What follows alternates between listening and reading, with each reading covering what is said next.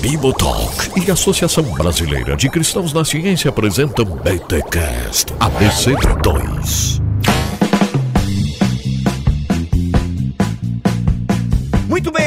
Muito bem. Começa mais um BTcast ABC2, o do número 25. Eu sou o Rodrigo Bibo e Deus se fez história. E eu sou o Cacau Marx e eu não aguento mais as pessoas perguntando se eu sou marxista.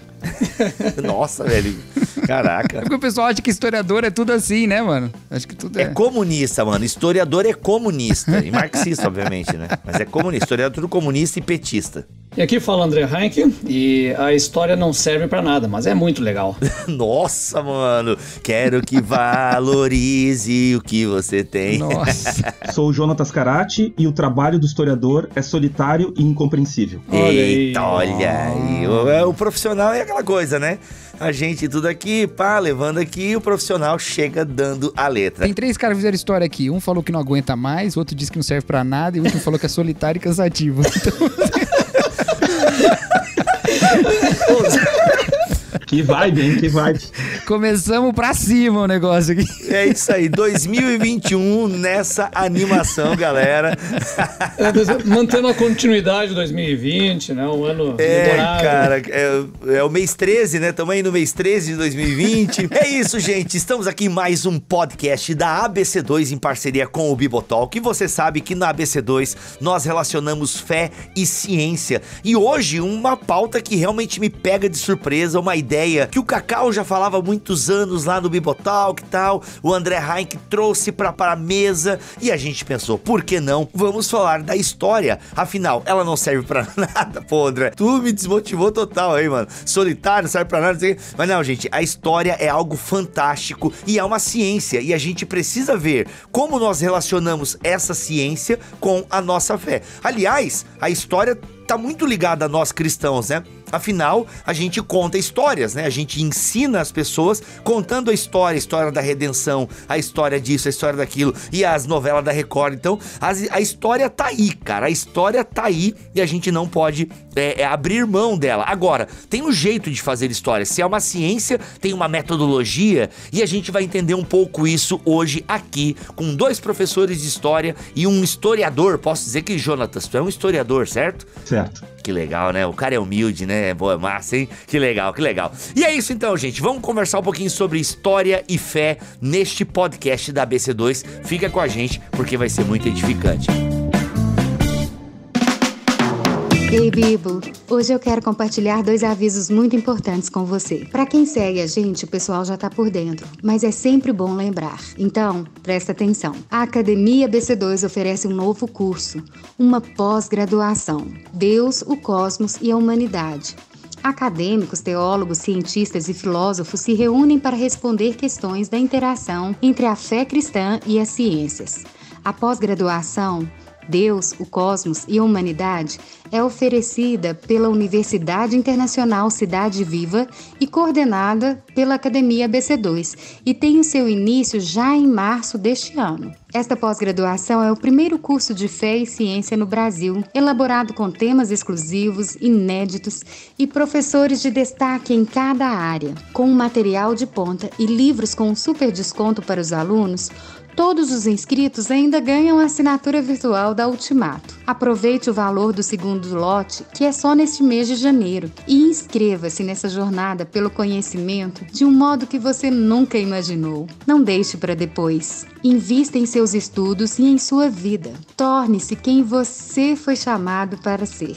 E tem mais, Bibo. A ABC2 apresenta sua 3ª mini-conferência. São palestras inéditas e conversas sobre assuntos relevantes no universo da fé, ciência, cultura no nosso cotidiano, incluindo momentos para perguntas e respostas e um incrível painel no último dia para pontos e contrapontos. Um evento online gratuito que acontece agora, nos dias 2, 3 e 4 de fevereiro, com lançamentos de cursos, sorteios e salas de bate-papo exclusivas para os associados da BC2. Um tempo preparado especialmente para você. Então, para se inscreverem e terem mais informações quanto à 3ª mini-conferência da ABC2 e também a pós-graduação Deus, o Cosmos e a Humanidade, acesse o nosso site www.cristãosnaciencia.org.br e nos siga nas redes sociais.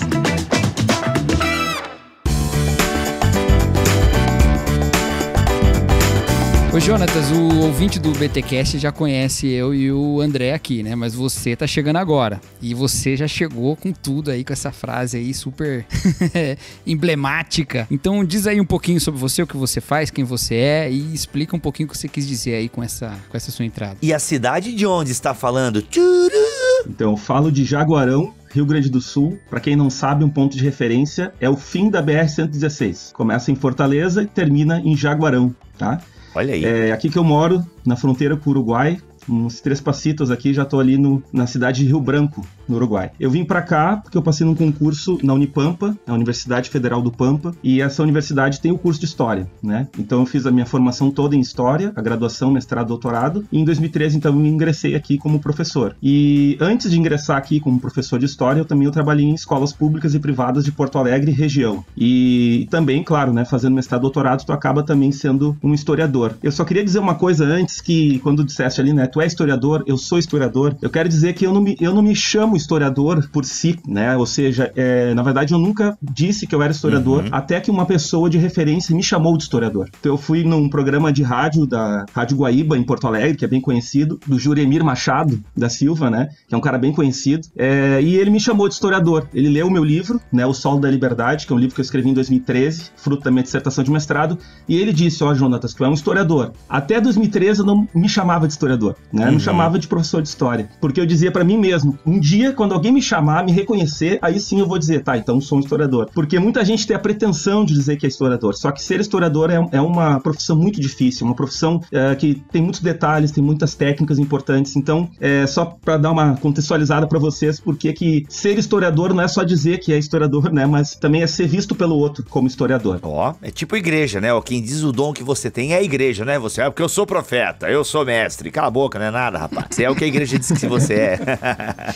Muito bom. E aí, sobre aquela frase, né, que eu falei inicialmente, o trabalho do historiador é solitário e incompreensível, é porque, de fato, né, o trabalho do historiador, em geral, ele é bem solitário. Tem algumas áreas do conhecimento em que as pessoas conseguem ali criar um grupo de pesquisa e fazer um trabalho coletivo. E o trabalho de historiador, né, os guris aí sabem, né, o trabalho de historiador é um trabalho que tu faz muito em casa, com os teus livros, os teus fichamentos, né?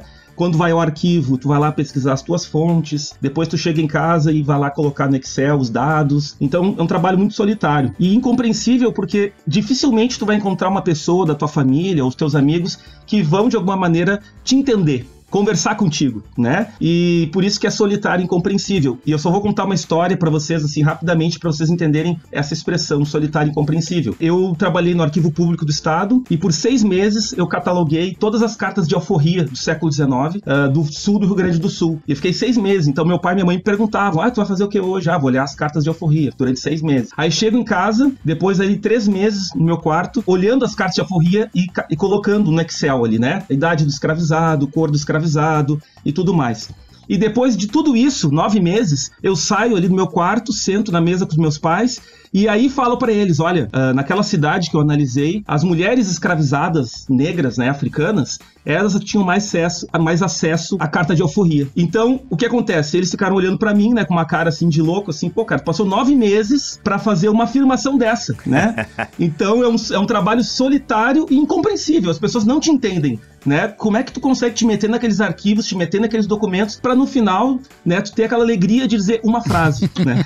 É que essa é a questão, que até nós conversando entre nós mesmos, né? Eu disse, o Jonatas, tu é o historiador puro mesmo entre nós aqui. O Cacau dá aula de história, eu dou aula de história. Nós pesquisamos fontes secundárias, quer dizer, nós pesquisamos aqueles que pesquisaram e lemos as conclusões deles. Agora, isso que você faz, que é ir lá na fonte, procurar a fonte em si, fazer esse levantamento, esse é o trabalho do historiador, que é o mais difícil e que, na verdade, são menos os que fazem, né? Tem menos gente fazendo isso, né? Então eu digo, ele é o verdadeiro historiador entre nós. Outra coisa legal de nós dizermos aqui também no podcast é como tu veio parar aqui, né, Jonatas? Porque eu não te conheço e tal, eu sei que você tá ligado aí à rede ABC2 também, de alguma forma, mas, ô André, conta pra nós aí como é que você trouxe o guri. O guri, que não é de Uruguaiana, é de Porto Alegre e tá exilado em Jaguarão, mas vamos lá então, né? Olha aí. Né, já que tá Rio Grande do Sul aqui, vamos usar os trejeitos. Como é que o Jonatas caiu aqui? Bom, na verdade foi uma iniciativa do Jonatas, né? Ele começou a movimentar aqui no Sul a ideia de fazer um grupo de trabalho da ABC2 envolvendo história, né? Porque a Associação Brasileira dos Cristãos na Ciência, ela não trata apenas das ciências duras, ou como a gente diz aqui, né, entre nós, historiadores pelo menos, as ciências desumanas. Então, ele resolveu montar um grupo, né, de história, começou a articular algum pessoal, eu também conversando com ele, a gente se conhece de longa data aqui de Porto Alegre, então começamos a articular esse grupo. E justamente das nossas conversas dentro do grupo, porque nesse grupo novo da ABC2 não tem apenas historiadores, nós temos pessoas de outras áreas, né, e a gente está percebendo uma certa dificuldade dessas pessoas, né, de outras áreas de compreenderem o próprio ofício do historiador, como é que a ciência da história funciona, e aí nos ocorreu a ideia, não, vamos fazer um podcast explicando e tratando dessas questões que vai servir não apenas para essas pessoas que fazem parte do grupo, mas para o universo em geral, né? As pessoas entenderem, afinal, como é que se desenvolve a ciência da história. E aí eu achei a pessoa mais indicada para isso é o Jonatas, que é o líder desse IGT, e também um historiador de ofício e também relacionado à própria universidade brasileira na área de história. Então é a pessoa ideal para isso.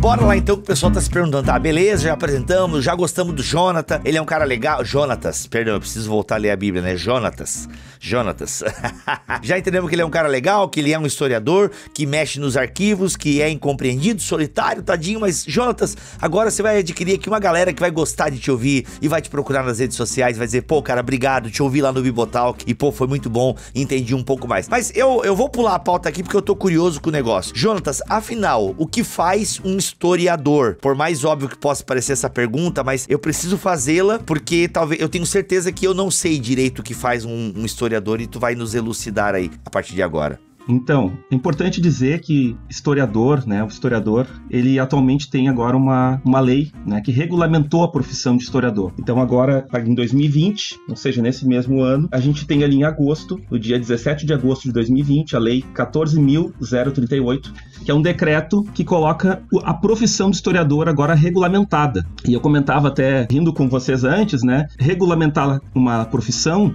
não era tão difícil. Por exemplo, né, o cara que vende churrasquinho na esquina, ele tá regulamentado, entende? Tem uma profissão de vendedor de churrasquinho, mas a profissão de historiador não tinha. Não é que não foi interesse de que essa profissão existisse, mas é fato que foi muito complicado que as pessoas chegassem a um consenso, né, sobre o que é ser um historiador. Eu quero iniciar então falando sobre o que é ser historiador, falando que o historiador, ele não impede que outras pessoas escrevam sobre o conhecimento histórico. O historiador não é dono do passado. O historiador, ele não é o único que pode falar sobre o passado.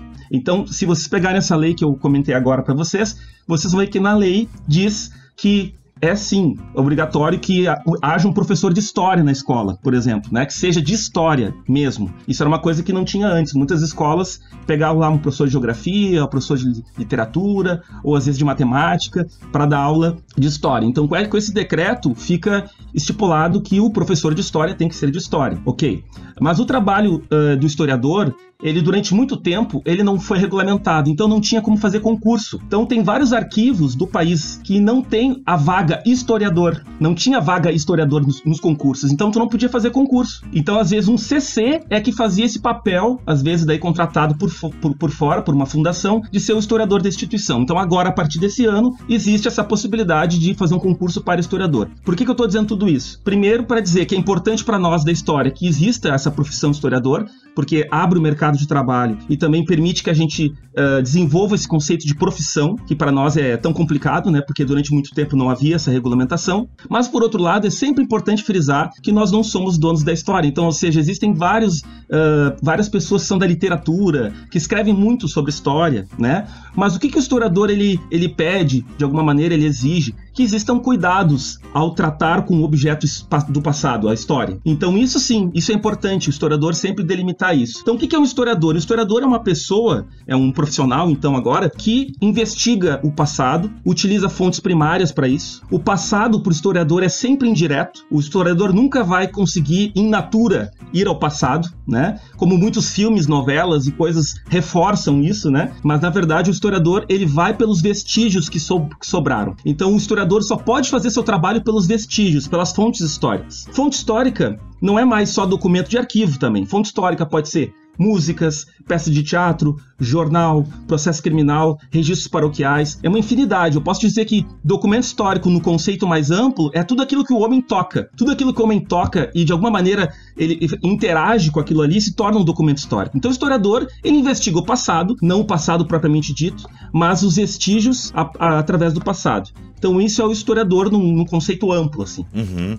E aquela ideia, né? Tu tá falando aí que as fontes podem ser várias coisas, né? Músicas, recortes, vamos pegar o tempo de hoje, né? Tadinho de quem for escrever a história do Brasil daqui, sei lá, 30, 40 anos. Porque a gente vive hoje em dia fake news, polarização. E será que isso não acontecia no passado também? Onde eu quero chegar com a minha pergunta? Aquela famosa ideia de que a história é escrita pelos vencedores, né? Nós que somos cristãos ouvimos muito isso. Ah, vocês acreditam no cristianismo de Constantino, entendeu? Somebody Love e tal. Como é que tu lida com essa ideia? Na verdade, os meus amigos Cacau e André também podem responder, ok, gente? Vocês são formados em história, pelo menos, né? Vocês têm lugar de fala aí. Então, assim... como é que a gente lida com essa... E agora uma profissão também. Justamente. Fala em uma... Pra vocês terem uma ideia, Bibo, eu me formei em duas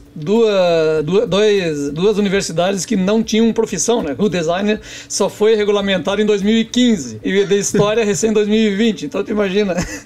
Não, o André é todo perdido e gosta de teologia, né? Olha, sobrevive por misericórdia mesmo.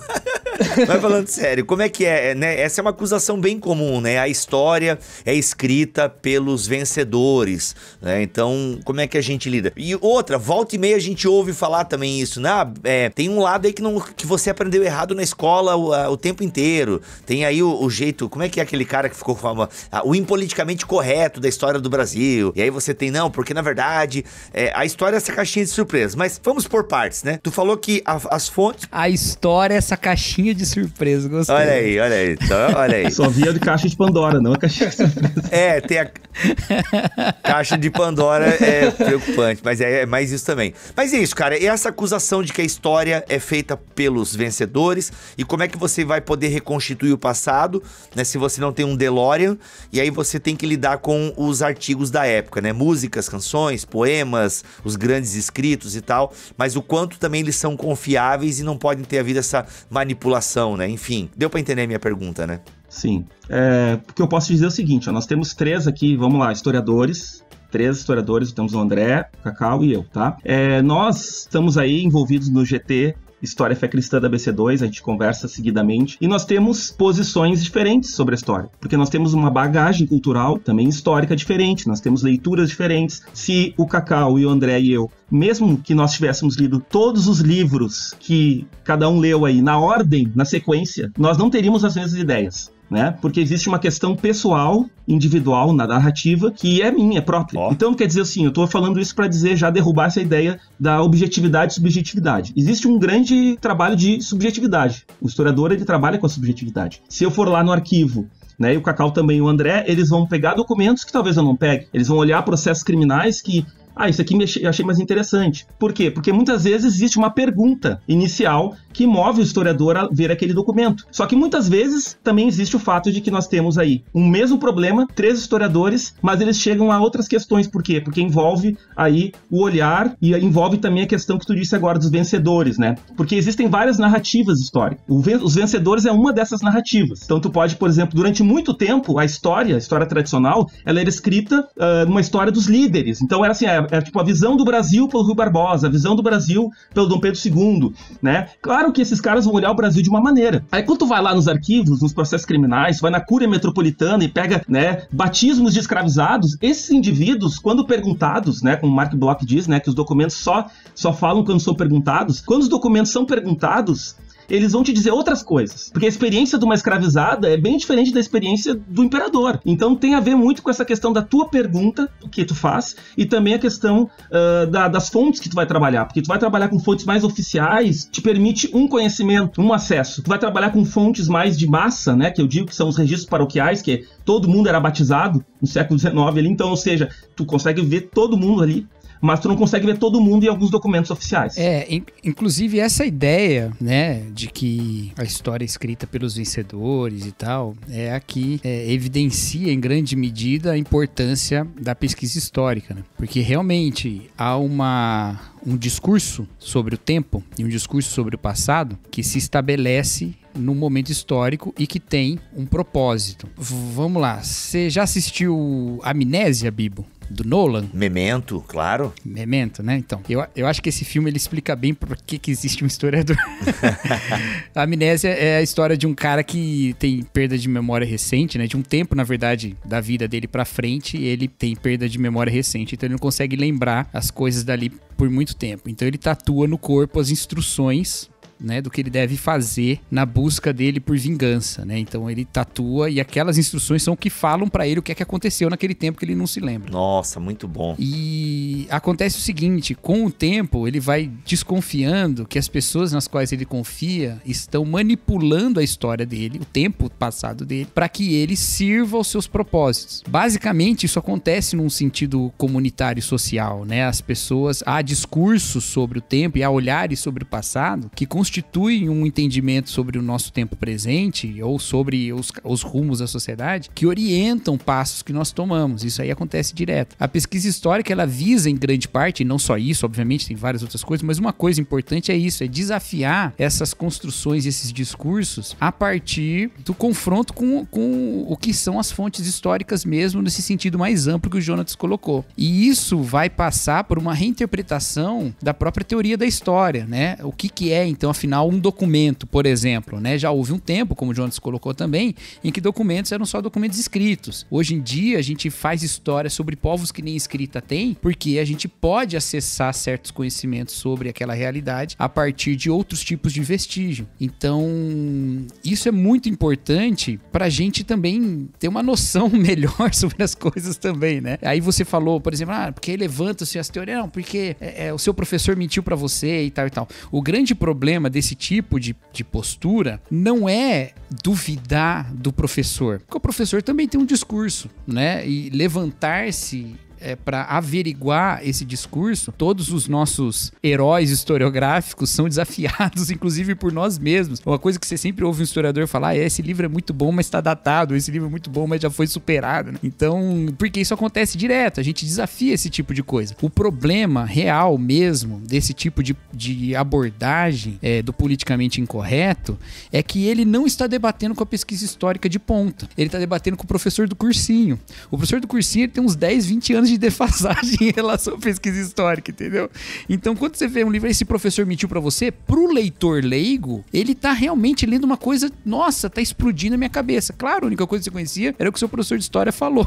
Só que você vai na ponta da pesquisa, você vai ver que provavelmente o seu professor de história estava mesmo defasado em relação à pesquisa, mas esse politicamente incorreto tá ainda mais defasado, porque ele levantou ainda uma teoria anterior que já tinha sido ultrapassada, entendeu? Então, é muito importante a gente entender hoje onde se localizam esses debates sobre a história, porque eles não estão no mesmo nível, e às vezes a gente acha que a gente está conhecendo mais, mas a gente só está repetindo algumas coisas que não tem fundamento no documento, porque a gente não está indo atrás disso e não está indo atrás de quem está pesquisando da fonte direta, sabe? Isso envolve uma outra coisa, o que o Cacau está falando, o Jonatas ele falou sobre a questão do trabalho solitário, né? A pesquisa ela é solitária, mas a apresentação dos resultados não é. E aí envolve um segundo ponto que é fundamental, que é a academia da história, que é esse grande grupo científico que está trabalhando. Por quê? Porque um dos principais atributos do historiador, que faz uso também de narrativa, ou seja, técnicas ficcionais para contar uma história, mas a grande diferença dessa narrativa historiográfica é a apresentação da prova. Então ele vai afirmar algo e tudo que ele afirma ele tem que apresentar a prova para os seus pares. Então ele vai dizer, olha, eu encontrei tantos documentos que afirmam, etc, etc, é por isso que eu concluo tal e tal. E nessa apresentação da prova vai se configurando, então, aquilo que a academia de história vai dizer, olha, provavelmente foi isso que aconteceu no passado. E é por isso que eu estou usando aqui a palavra também provavelmente, né? Por quê? Porque a história, ela trabalha com aquilo que a gente chama de uma verdade em suspenso. Ou seja, aconteceu isso no passado, entretanto, essa verdade está em suspenso de acordo com novas provas que possam vir a ser apresentadas, dizendo o contrário, ou pelo menos dizendo que isso funcionou assim, mas foi um pouquinho diferente. É muito comum ver isso nos debates, por exemplo, sobre a escravidão. Então, os estudos recentes, e o Jonas fala isso muito melhor do que eu, porque ele estudou isso, né? Os estudos mais recentes vão dizer o que? Olha, a escravidão foi de fato isso tudo que a gente sabe do passado, entretanto ela teve nuances diferentes que dão também um papel à subjetividade do escravizado. Ele também tem um papel nisso, uma reação principalmente a esse modelo que estava imposto. Então, os estudos recentes, eles não vão simplesmente botar a terra arrasada no passado, não, ele constrói em cima do passado, ele vai para os detalhes, para nuances, e é esse o problema que às vezes vem um outsider, né? Ou seja, alguém que é de fora da academia, pega os textos acadêmicos, lê eles e diz, os caras disseram que a escravidão não foi nada disso. Não, os historiadores não disseram isso. Eles estão apenas levantando a bola sobre os detalhes de como funciona o grande sistema, né? E é isso que às vezes falta ao outsider, porque ele não leu tudo que se escreveu sobre isso, ele não estudou a história toda para saber o que existe de consenso e onde que está o debate. E aí que vem a maldade de alguns livros desses que diz, olha, né, não foi nada disso, ou o teu professor ensinou tudo errado, aí que está o problema. Olha, uma crítica que eu lembro, eu tenho alguns amigos professores de história, e eu lembro que, não sei qual deles, um deles me falou o seguinte, quero ver a opinião de vocês sobre isso, que o problema que ele identificava nos livros didáticos de história é que eles eram escritos por jornalistas. E aqui, gente, não tô depreciando a profissão de jornalista, mas é que, né, e o jornalista é um cara que investiga também, né? Só que ele não sabe a metodologia, talvez, certa. E ele falou que esse era um problema, não sei o que vocês acham. É legal que a gente tá gravando esse podcast aqui, galera, pela primeira vez usando imagem, como se fosse uma live que não tá sendo transmitida. E é legal que eu consigo ver as expressões. E o seu Cacau, eu vou te falar, hein? Estou conhecendo o novo Cacau depois de 9 anos gravando podcast. Senhor Cacau cheio... A gente já gravou um podcast presencial que não foi ao ar, você lembra disso? Que não foi ao ar, né? Aqui nessa mesa que eu estou, inclusive. Cara, é verdade, mano. O podcast que não foi ao ar, sobre Mother, né? Muito bom, é verdade. Então, mas é legal que o Cacau é cheio de caras e bocas aqui. Eu vou falando e já vou tentando corrigir minha pergunta e tal. Não, a pergunta foi ótima, É que tem, o livro didático, ele tem uma coisa que eu acho que é um problema nele, né? Ele é uma ferramenta excelente, né? Eu já até escrevi livro didático, então não posso também ficar muito... Mas uma coisa que o livro didático tem de problema é que ele não favorece essa ideia da pluralidade de visões, de abordagens diferentes. Até ele não oferece, né, nenhum tipo de base teórica, inclusive, né?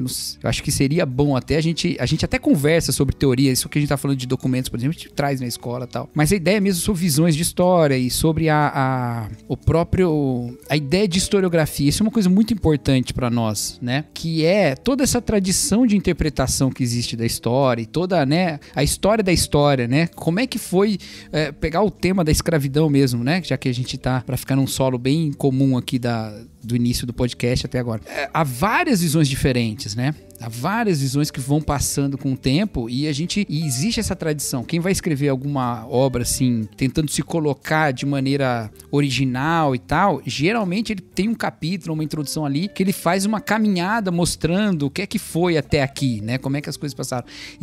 Essas interpretações, esses artigos, essas introduções, elas são muito valiosas para nós, porque a gente vê como que algumas ideias que podem de repente surgir de novo, elas já foram discutidas, elas já foram, né? E outras evidências já surgiram, senão a gente tá o tempo todo construindo em cima. E alguns dos jornalistas partem para esse tipo de visão, não são todos, tem jornalistas muito competentes em escrever história, viu? Mas alguns partem para essa visão de que, bom, se eu vou lá no documento simplesmente junto o máximo que eu puder, ler todos eles e apresentar aqui, tá ótimo. E não é assim que as coisas acontecem também, né? Tem toda uma base de teoria e tudo mais. Então, talvez a crítica que o seu colega estava fazendo era essa. Mas também a verdade é que a gente tem uma birrinha com jornalista, porque eles escrevem muito mais que a gente, vendem muito mais livro que a gente. Então... Olha aí. No fundo é birra, Brincadeira. Eu queria dar um exemplo que eu acho que é bacana, assim, para pensar um pouco da tua pergunta, Bibi, que é a seguinte, assim, né? Pensa num quebra-cabeça, né? A história como um quebra-cabeça. E pensa que cada fonte que tu encontra, cada dado que tu consegue dali daquela fonte, tu vai construindo vai montando aquele quebra-cabeça. Só que no caso da história, sempre haverá peças faltantes ou perdidas. Você nunca vai conseguir ver a imagem do passado como de fato ele foi. Então, o historiador, o cara de ofício, o cara que é profissional, ele sabe disso, ele tá careca de saber. Isso é parte da profissão dele, saber que ele vai ter limites. O trabalho do historiador é um trabalho com limites, porque ele trabalha com um passado que passou e ele não vai resgatar isso na integralidade. Só que acontece que muita gente que gosta de história, que acha que história, enfim, tem uma função social, e de fato tem, acaba pintando esse quadro, ou montando um quebra-cabeça, né, como se de fato fosse possível tu ter um fato histórico exatamente como ele aconteceu, né, que é uma tradição histórica do século XIX, XVIII, XIX do Ranke, né, de pensar a história como verdade. Então o que acontece, pra mim, assim, uma das coisas que fica bem claro... Esse cara aí se chama Ranke, não é Heinke, tá? Então vamos tomar cuidado. Isso aí, é importante corrigir. Leopold von Ranke. Mas era meio alemão, não era? Sim, totalmente. Né? Então o que acontece? Eu acho que é importante, assim, essa honestidade do historiador profissional, né, de dizer que, olha, o passado passou, eu tenho aqui um quebra-cabeça que eu tô montando, que é o fato que eu estou montando, e que algumas coisas a gente nunca vai saber, né? Eu nunca vou saber o destino daquele escravizado, se ele conseguir ser livre ou não. Eu nunca vou saber se aquele soldado de fato morreu naquela batalha ou não. Então são os limites. E em relação ao livro didático, eu acho que é importante dizer, assim, que o livro didático ele tem uma função importante, pensando no Brasil, no tamanho que ele tem, tá? Pensando nas classes sociais, né? Muitas desfavorecidas. Às vezes o único livro que um menino pobre talvez vai ter é um livro didático. Então, eu acho que é muito importante, eu sou daqueles que valoriza o livro didático, acho que o livro didático é importante, inclusive, grandes historiadores estão escrevendo agora livro didático, tanto pega a Keila Grimberg, João José Reis, sabe? Vários historiadores, assim, de ponta, então, né, que é chamado assim, de universidades, escrevem livros didáticos, né? Então, eu acho que o livro, ele, de fato, ele tem melhorado muito nos últimos anos. O que eu acho que é importante pensar é no fato do uso desse livro didático na escola, porque daí entra numa área que eu pesquiso, que é a formação de professores. Porque não adianta o livro ser muito bom e o professor também não ter nenhum preparo para utilizá-lo, ou não poder nem ter tempo de preparar uma boa aula. Que aí entra numa outra questão, que é claro que o Cacau vai falar também, melhor que eu, também por estar ali na escola no dia a dia e sabe a realidade, né, de como que é dar aula de história. E alguns professores que, por não quererem mais, muitas vezes acabam só usando o livro. Mas o livro é apenas um instrumento, né? Não é toda a aula.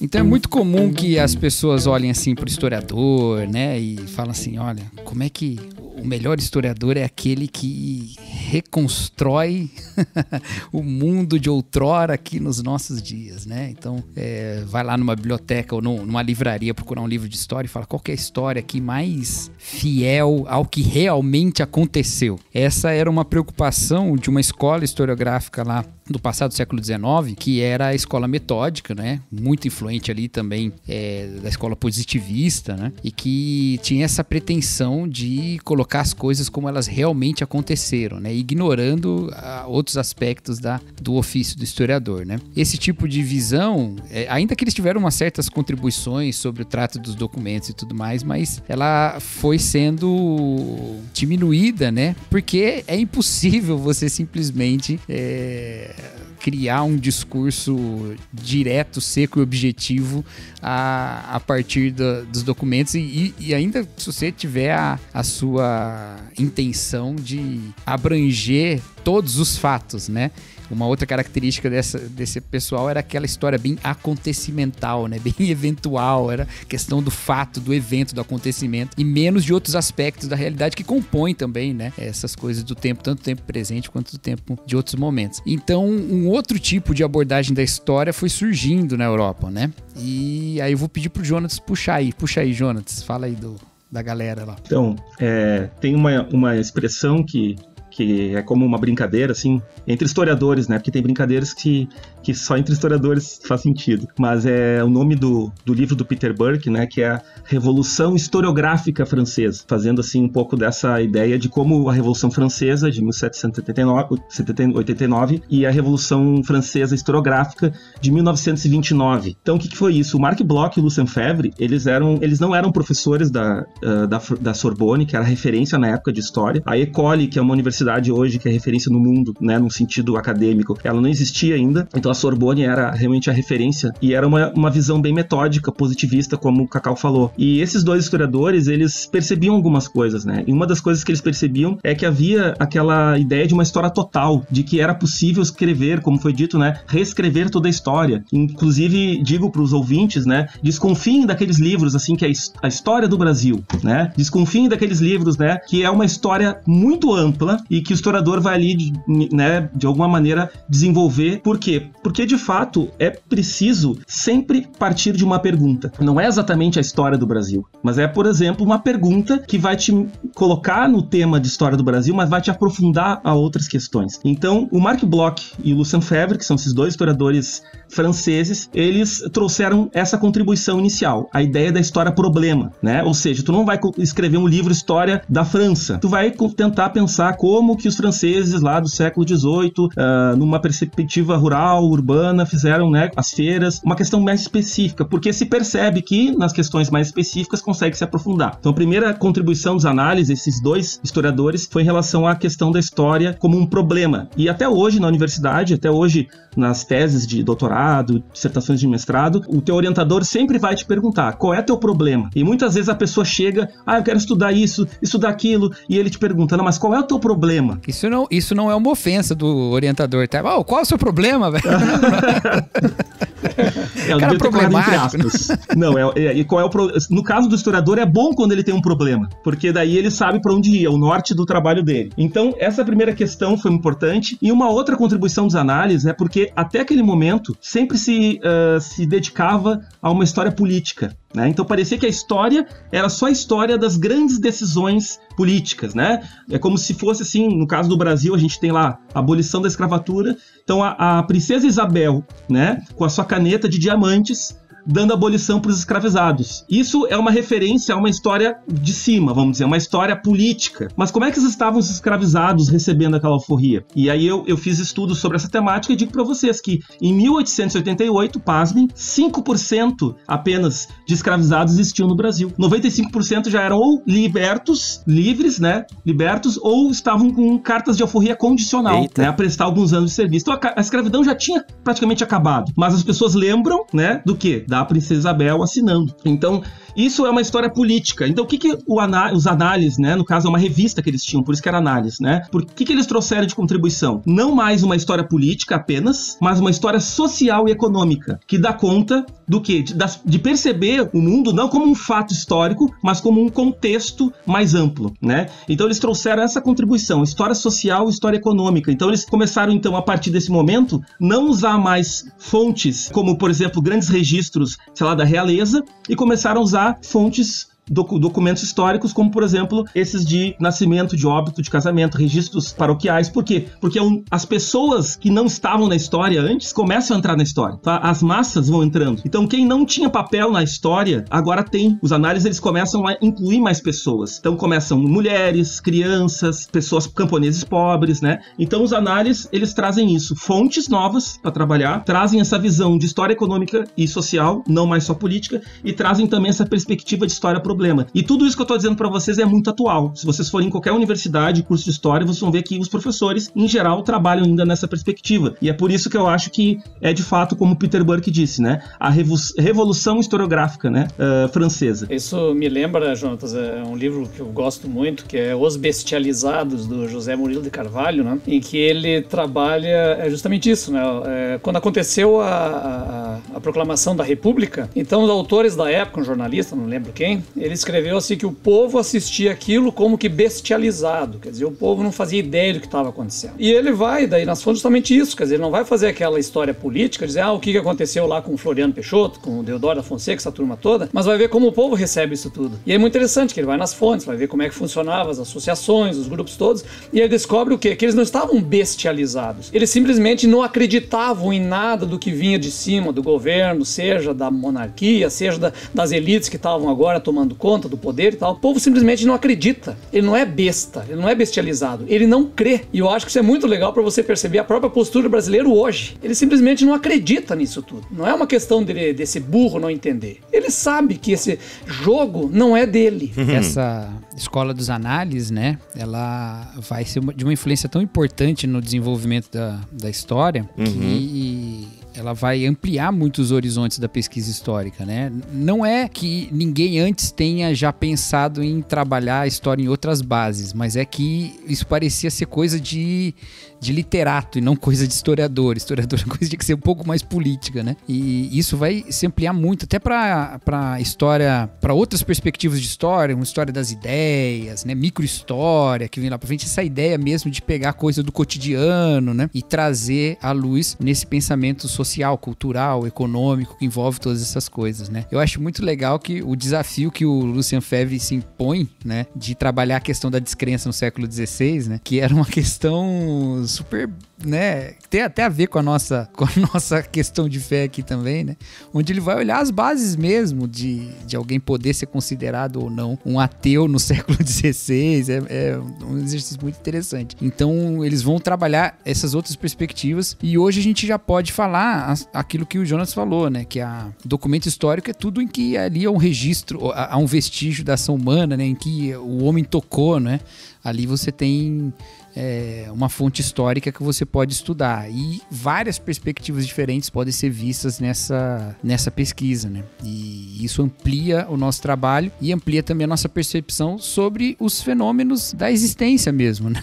Da vida humana, da sociedade, né? A definição do Lucien Febvre, tô falando muito do Lucien Febvre aqui, né? Eu gosto muito dele, apesar dos pesares, eu gosto muito dele. A definição dele de história, de ser uma ciência do homem no tempo, né? E do homem no tempo em sociedade, né? Eu acho muito interessante essa ideia, porque das ciências humanas, todas as perspectivas da humanidade são abordadas, né? Sua dimensão psicológica tá aí na psicologia, sua dimensão social tá na sociologia, né? Sua dimensão espacial tá na geografia, né? Mas a dimensão do tempo, né, de como a gente se transforma e de como a gente não se transforma, daquilo que muda e daquilo que permanece, isso a gente vê na história, né? O tempo é essa perspectiva, essa dimensão da vida humana que está presente na preocupação do historiador, né? E isso é central como distintivo da nossa área.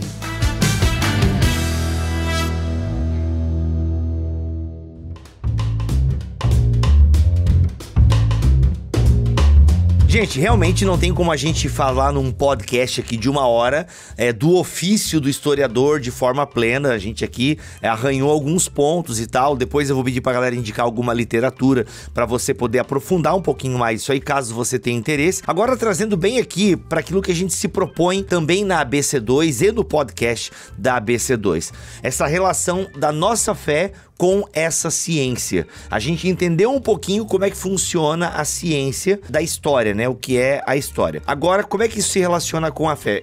É importante porque nós contamos histórias, né? A gente fala de um Antigo Testamento, de um Novo, nós contamos a história de Jesus, a gente acredita que essas histórias são verdadeiras. Então, como é que fica o olhar do historiador para os eventos, para os fatos, para os contos, para aquilo que está na Bíblia Sagrada?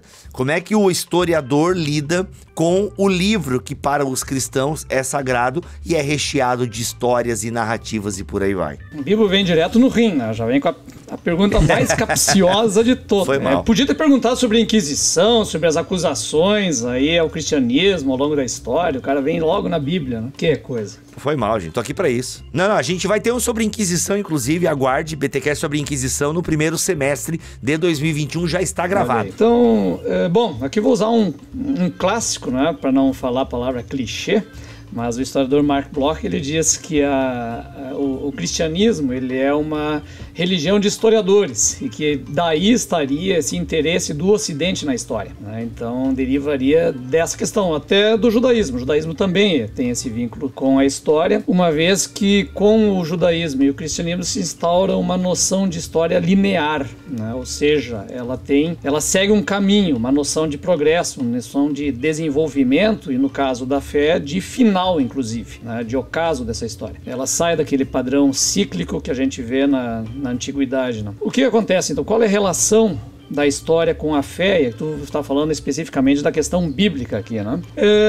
Vem da questão do questionamento dos historiadores ao próprio texto bíblico, né? E aí a nossa questão, que é importante a gente salientar, é que esse questionamento, ele não é necessariamente porque é a Bíblia, né? É que a história, como metodologia, ela instaurou de um bom tempo para cá o questionamento às fontes, né? A gente estava falando antes disso. Você não vai simplesmente pegar essa fonte, principalmente se ela é textual, e dizer, olha, o que ela afirmou aqui é o fato concreto do passado. Não, o historiador vai perguntar à fonte. Ele vai olhar qual é a ideologia por trás aqui, o que ele está dizendo, o que aconteceu no meio disso tudo que ele está dizendo. E ela está fazendo isso a todos os documentos que ela encontra. E inclusive a Bíblia. A Bíblia também entra. Ela entra como um texto, como um documento qualquer. O historiador não pode partir da premissa de que tem um texto que é uma revelação divina. Por quê? Porque ele não está tratando da realidade concreta da história que você pode medir. Ele está tratando de uma interferência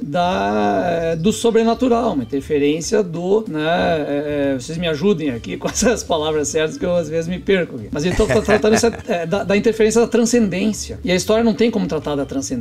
Isso não é mensurável, né? Aliás, nenhuma ciência pode fazer isso. Então ela vai tratar a Bíblia também da mesma forma. Ela é uma fonte também sob suspeita como todas as demais fontes. E aí ela vai bater com outras fontes e outros vestígios do passado. Então, se você tem uma afirmação bíblica, por exemplo, do Êxodo, que é a mais questionada de todas, tem uma afirmação bíblica do Êxodo que diz que tinha 600 mil pessoas saindo do Egito, que aí o pessoal vai calcular, bota mulher e filhos junto, vai ter 3 milhões de pessoas, no mínimo, saindo do Egito em determinado século. A história vai procurar outros vestígios disso. Onde é que vai procurar? Na arqueologia. E aí não encontra. E aí ela vai se perguntar sobre a origem desse texto. Aí está a base do questionamento, me parece, ao próprio texto bíblico, né? E aí vem as crises que nós temos em relação a esse texto. Agora eu jogo a bola para vocês também.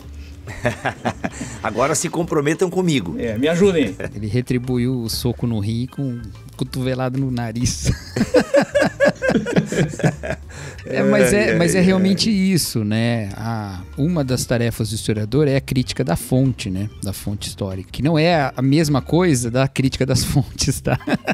Do estudo do Antigo Testamento, né?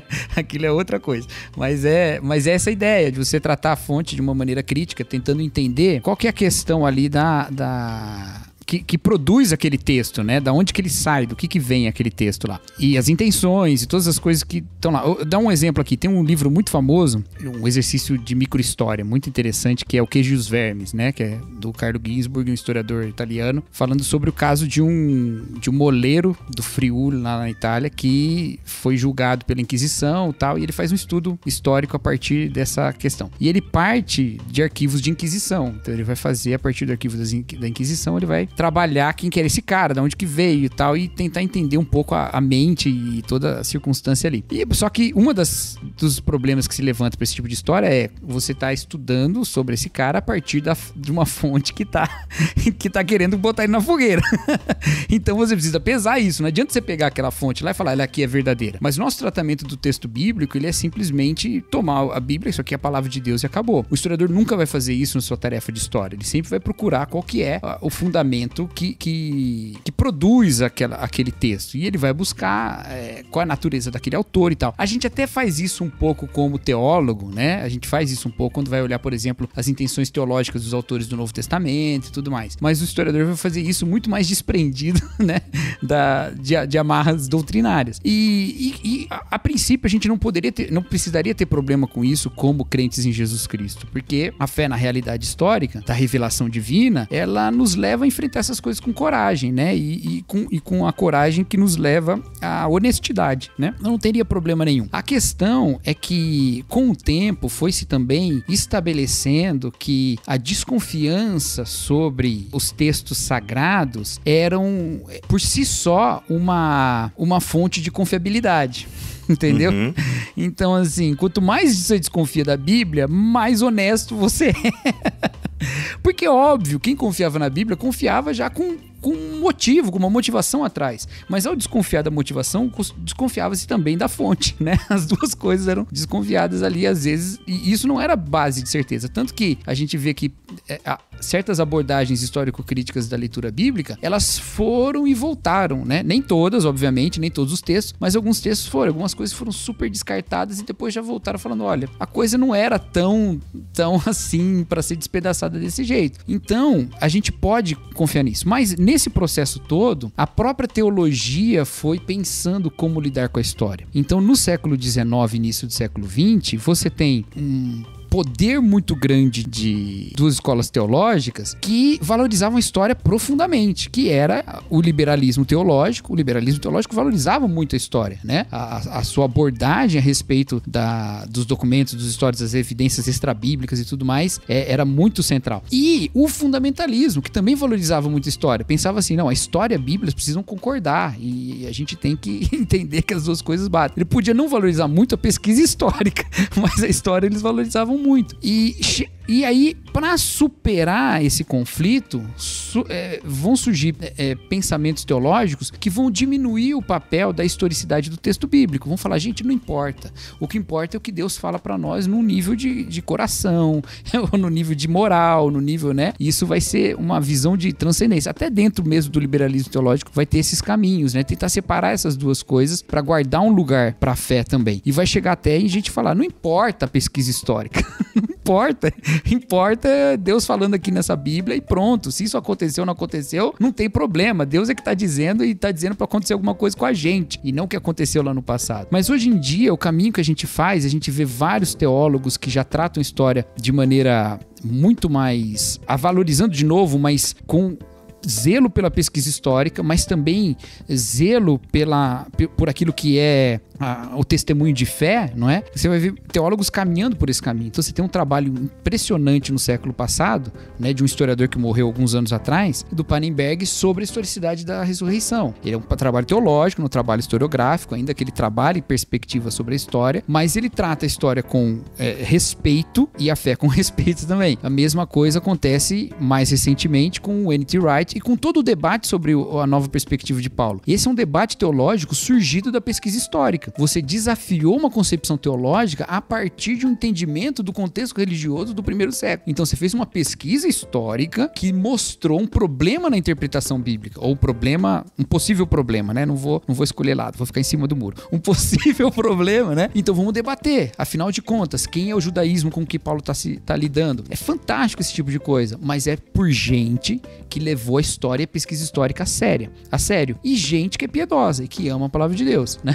Então, tem um historiador conservador e que escreveu uma história do cristianismo bem interessante, que é o Paul Johnson, que ele vai escrever um texto que ele diz assim, gente, o historiador e o cristão, eles não precisam ter medo um do outro, né? Ou melhor, o historiador cristão não precisa ter medo da história, né? Porque, no final, o que ele está buscando é a verdade, né? Essa verdade em suspenso que o André colocou, o Paul Johnson não vai entrar nesse ponto, mas eu concordo totalmente com o que o André colocou, mas de qualquer forma, é um compromisso com a verdade contra um certo engano, contra uma certa ilusão. E o cristão quer a mesma coisa do ponto de vista doutrinário, né?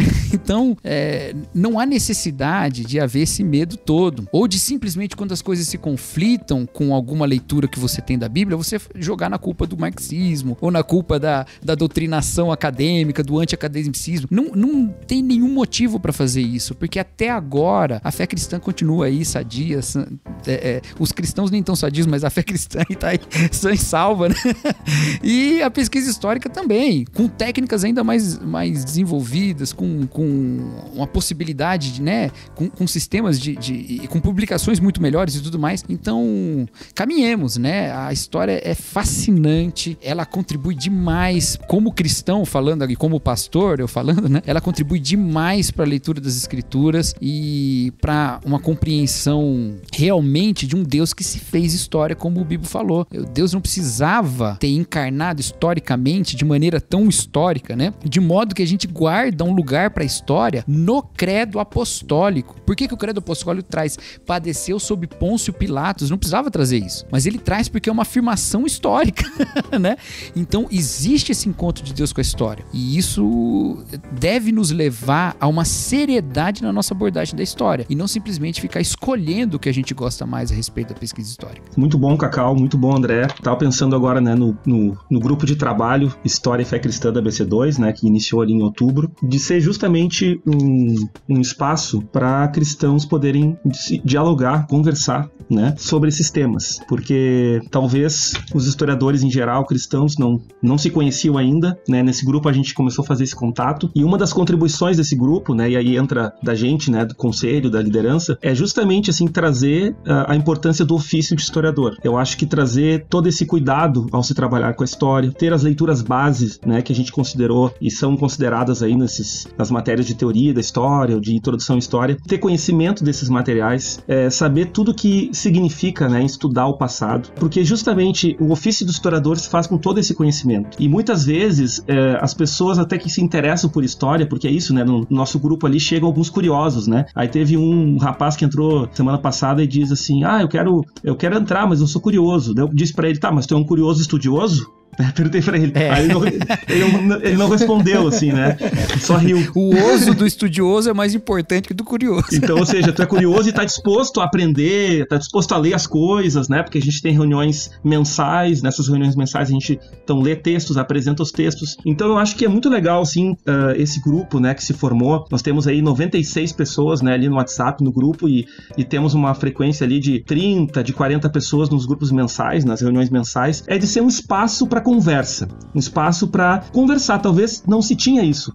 Historiadores poderem se encontrar e conversar e dizer, olha, eu penso assim, eu tenho essa leitura, né? Tem várias leituras que o Cacau mencionou que eu anotei aqui, quero conversar com ele depois porque eu ainda não li. Então é isso, né? Eu acho que um espaço de conversa, de diálogo, e não pode se esquecer nunca desse ofício do historiador, que eu acho que é uma coisa que acaba se perdendo, porque a pessoa chega no grupo e acha, enfim, é história, então, e faz essa confusão toda, que é uma confusão até mercadológica também, no sentido assim que as livrarias estão cheias de livros desse jeito. Os livros mais vendidos de história não são de historiadores. Isso é uma coisa para se pensar, né? Tanto o nosso lado, por que a gente não escreve textos às vezes tão agradáveis, mas por outro também por que o pessoal ele tem a facilidade de abraçar esses textos mais fáceis e mais até combativos, né, da história, e não trabalhos de pesquisa histórica. Então acho que a minha fala aqui é mais para dizer que esse espaço do GT é um bom espaço para conversar e para dialogar e para debater. Tem um fórum ali apropriado que é a reunião mensal, que o pessoal se inscreve e fala. Então eu acho que é muito bacana a gente ter esse espaço e aproximar então as pessoas do ofício do historiador, né, que é o que a gente vai estudar agora no ano que vem, no primeiro semestre, Bibo. A gente vai trabalhar com textos de fundamentos de história. Então todos os meses ali vai ter textos básicos, né, mas muita gente que é da biologia, da teologia não teve contato antes. Então pra gente até tentar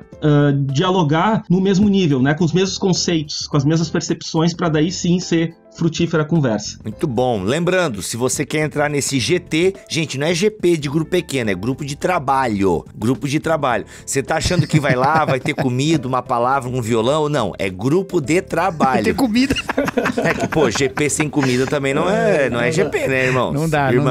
Se bem que, ó, com a pandemia aí vai ter que ser... O pessoal não pode levar aqueles pratinhos abertos, pegar com a mão suja lá. Então, cara, acontece. Eu não tô participando mais, né? Mas aconteceu. Gente, então é isso. Se você tem interesse, gosta da disciplina de história, é mais que um curioso, mas também um trabalhador, alguém que quer ler, quer investigar, tá a fim de pensar, é sangue, suor, né? E solidão, olha aí, os 3 S's do historiador. Ó, tá surgindo uma teoria aí. Olha aí. Espero que não seja a conspiração. Então, enfim, tamo aí, né? O link vai estar aqui, tá? O link vai estar na descrição deste BTcast. Mas é isso, galera. Acho que deu para entender um pouco, deu para iniciar aqui uma conversa bem legal sobre o ofício do historiador, a relação da história com a fé. Obrigado, Jonatas, pela tua presença aqui neste BTcast ABC2, brother. Valeu, eu que agradeço o Cacau e o André também pela parceria ali no GT. né, no grupo de trabalho História e Fé Cristã da ABC2. Muito bom. Cacauzão. Ô Bibo, antes de a gente encerrar aqui, vamos dar algumas sugestões de leitura aí, porque as pessoas gostam de ler sobre história. Boa, em termos, boa, assim, esqueci. de períodos históricos e fatos e eventos, mas às vezes não lê sobre história mesmo como teoria e prática, né? Eita, e tem alguns textos que são muito legais aí. Alguém quer sugerir aí? Eu tenho umas dicas aqui que eu quero dar também. Você começou, agora vai dar de você a dica. Depois o André e o Jonatas encerra com as dicas de papers e... Não, beleza, então. Uma leitura básica bem gostosa, assim, e que desperta um monte de ideias, né, pra quem quiser ler, é a Apologia da História, né, do Mark Bloch, que é um texto bem... vai provocar coisas bem legais, assim, então acho que 9 em cada 10 historiadores diriam pra você dar uma lidinha nele, mesmo que você não concorde com tudo, mas pelo menos. E eu queria também sugerir uma coisa que é bem legal, tem um livrinho do Pedro Paulo Funari, que é um historiador de história antiga e de arqueologia no Brasil, que é um livrinho que chama A Teoria da História. É um livrinho bem pequenininho, acho que é daqueles livrinhos, aquela coleção de livrinhos básicos assim, e ele conta toda essa história, né, e ele é bem tranquilo de ler, e ele conta toda essa história das teorias históricas, sabe? Então ele vai falar, por exemplo, da escola marxista, que a gente não falou aqui, né? Ele vai falar da história das ideias, da nova história, né, que já é um sucessor dos análises e tal. Então é bem legal, assim, pra você ter uma ideia mais panorâmica da história como teoria e tal. E não é uma coisa chata, é uma coisa legal, assim. A teoria é um nome meio chato pras coisas, né? Mas a teoria da história é legal. Eu acho muito legal, pelo menos. Eu vou aproveitar aqui e emendar, então vou indicar 2 também. Eu vou indicar 12 lições sobre a história do Antoine Prost, escreve Prost, que traz também um resumo sobre o ofício do historiador, bem geral, assim, e também é tranquilo de ler. Não é um texto muito pesado, ele é escrito bem para iniciantes, assim, na pesquisa histórica. Embora seja um livro um pouco mais substancioso, ele não é bem fininho, assim, né? Mas é um excelente livro. E para você ver como o historiador faz uso da fonte do passado, principalmente esse passado da antiguidade, eu vou falar do Espelho de Heródoto, né? Do François Hartog, que ele analisa a obra do Heródoto. Né? Então é justamente o historiador da antiguidade, está no período bíblico e tal, e ali a gente vê como ele trata. Ele não vai pegar os textos do Heródoto e dizer foi assim que aconteceu. Ele pega e demonstra como no texto do Heródoto ele apresenta os persas como um espelho dos gregos. Então ele vai usar lá para o imperador persa o título de tirano, que é um título típico do mundo grego, e imagina ele a partir disso. Então é muito legal o texto, porque é um livro denso, né, mais pesado, digamos assim, mas é legal para você perceber como o historiador faz o uso do texto do passado. Né? Então fica a minha dica aí. O André veio na voadora aí mesmo, hein? Mas esse livro é muito legal mesmo. Espelho de Heródoto, vale a pena. Tem um livro que eu tive contato no início da graduação, que eu acho que ele continua sendo bom para quem tá começando, que é História, do Edward Carr, que é a história. Cara, meu primeiro trabalho na graduação foi sobre esse livro do Carr. Esse livro é muito legal mesmo. É muito legal porque, assim, o que acontece, né? A gente tem uma crise, assim, né, na sociedade, que as pessoas não leem mais os clássicos, né? Então, tipo, às vezes o cara quer fazer uma crítica mas o Gilberto Freire falou isso. Não, mas tu leu o Gilberto Freire? Não li. Então, fica quieto. Entendeu? Tipo, as pessoas querem falar da crítica que é feita ao Gilberto Freire ter lido o Gilberto Freire. Então, eu penso que o Edward Carr é muito legal porque ele traz um debate que não é o mesmo debate do Mark Bloch, não é o mesmo debate do Lucien Febvre, não é o mesmo debate do Hartog, né? Então eu acho que é bacana. É um livro muito legal, bem inicial, assim, que eu gosto muito de indicar. Então, que é História, Edward Carr. E o segundo é A Escrita da História, do Michel de Certeau. Também é um livro que foi muito importante. Ele tem ali um artigo que é a Operação Historiográfica. Esse capítulo é um clássico de todas os cursos de graduação de História do Brasil. É um artigo ou uma dissertação? É um livro e tem um capítulo que é a Operação Historiográfica. É que esse livro, acho que ele juntou uma série de artigos e ele fala da Operação Historiográfica. Mas é excelente, né? Mas é uma voadora também, né? Vocês estão indo para um nível avançado pra galera aí. Não, mas assim, pra ajudar aqui, vamos dizer o seguinte. Esse cara era jesuíta. Padre jesuíta, Michel de Certeau. Então é do nosso campinho aqui. Nesse livro que ele tem um capítulo sobre o Jean Delery também, não é? O Guenote que vem no Brasil e tal, não é nesse livro? Tá, gente, peraí. Agora vocês começam. Aí vocês vão lá pro grupo, vocês vão lá pro GT. Corta essa parte aí. Tuller, corta isso. Corta isso, porque eu acho que eu... Deixa, Tuller. Acho que não é nesse livro, não. Deixa pra galera ver o nível. Eu falei, acho que não é nesse livro, não. Vocês são feras. Você começa a discutir René, não, vocês deixam lá pro GT esses nomes aí. Mas ó, galera, a lista de livros indicadas aqui está na descrição deste BTcast. E aquilo que for vendido pela Amazon, obviamente que estará com o nosso link, porque sempre que você compra na Amazon pelo link do Bibotalk, você abençoa o nosso ministério. É isso, gente. Então agora dando tchau mesmo, né? O Jonathan já deu tchau, aí o Cacau emendou a dica de livros. Cacau, obrigado pela tua presença aqui nesse BTcast ABC2, mano. Inclusive, Cacau com novidades pra 2021. Se eu fosse você, eu me tornava mantenedor do Bibotalk, hein? Porque o meio amargo vem aí. Tá? E outros podcasts também que outro dia o Cacau fala aí. Andrezão, é nós com aqueles da Bíblia, hein? Um olhar historiográfico pra história de Israel. Segura. Ai, vai dar problema. Não vai dar nada, irmão, vai ser benção. Já deu com os outros já. Quem pegou, quem não pegou, não entendeu nada. Cola na gente aqui que tá tudo certo. É isso, gente, vamos ficando por aqui com mais um BTcast ABC2. Voltamos no próximo mês, se ele quiser assim permitir. Fiquem todos na paz do Senhor Jesus.